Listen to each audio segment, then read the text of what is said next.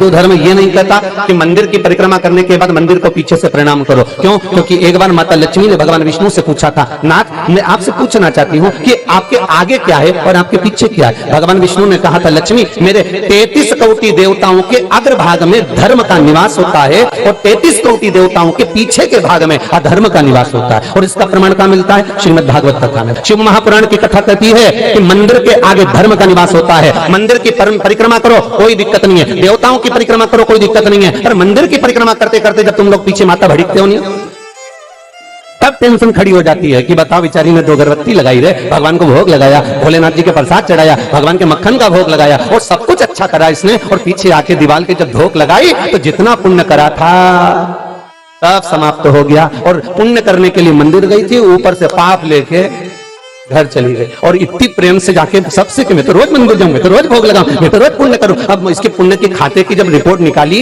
तो मालूम पड़ा पुण्य जितना करा था वो भी समाप्त हो गया और जितना घर पे बैठ के पुण्य करा था वो भी मंदिर के पीछे धोख लगाने में। तो मंदिर के जितने ट्रस्टी होते हैं ना, तो वो भी आजकल बेचारे चतुर हो गए रामायण भागवत सुन सुन के। उनने क्या करा कि ये मानने वाली तो है नहीं, तो इन्होंने क्या करा कि मंदिर के पीछे भी एक फोटो लगाना चालू कर दिया। मंदिर के जो ट्रस्टी है ना वो भी मंदिर के पीछे भी आजकल एक फोटो लगा देते हैं, भाई ये मानेगी तो है नहीं और ना ये माने, ये प्रणाम जरूर करेगा और करेगी प्रणाम, तो इसलिए अपने फोटो लगा दो, एक मूर्ति लगा दो जिससे कम से कम इसको पाप ना लगे। तो उन्होंने मंदिर के पीछे फोटो लगाना प्रारंभ कर दिया। ये शिवलिंग जो रखा हुआ है, इस शिवलिंग के आसपास जो गोल जलाधारी होती है, गोल जलाधारी, इस गोल जलाधारी पर जब अपन भगवान को जल चढ़ाते हैं तो चढ़ाने के पहले जल को इस जलाधारी पर चढ़ाने के बाद इसको हाथ फेरा जाता है मां जगतजननी के हस्त कमल पर। ये मां जगतजननी का जो हस्त कमल है गोल, इस हस्त कमल पर जल चढ़ाने से पहले जल डालकर हाथ फेरकर अर्थात वहां पर जो भी पत्ती पड़ी हो, फूल पड़ा हो, कोई सामान पड़ा हो, उसको हटाया जाता है। हटाने के बाद फिर उसको जल समर्पित किया जाता है। उसका कारण क्या है?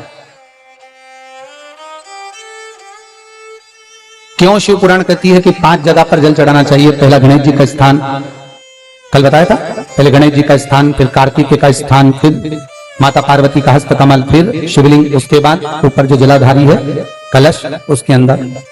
और विशेष अगर कोई कामना होती है तो फिर नंदी।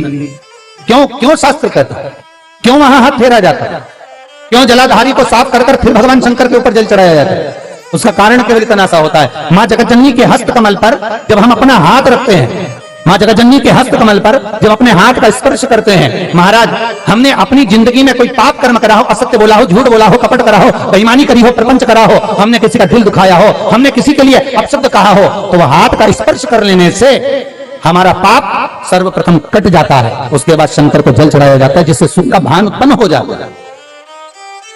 उस सुख के भान को पाने के लिए हम जलाधारी को पहले साफ कर दें। अपने अपने घर के पास में मंदिरों देखना, देवी के मंदिर में, देवताओं के मंदिर में, रामकृष्ण मंदिर में, दत्त मंदिर आदि मंदिर में सब में ताले लग जाएंगे।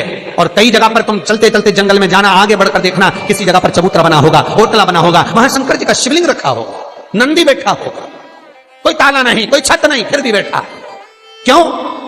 धनपतियों के लिए विशालता मंदिर धारण हो सकते हैं, पर गरीबों का तो एक हो सकता है, वो शंकर, वो शंभु, वो त्रिकालदर्शी, वो कैलाशी, वो अविनाशी। कभी भी आना, मेरा द्वार तुम्हारे लिए खुला है, कभी भी आओ।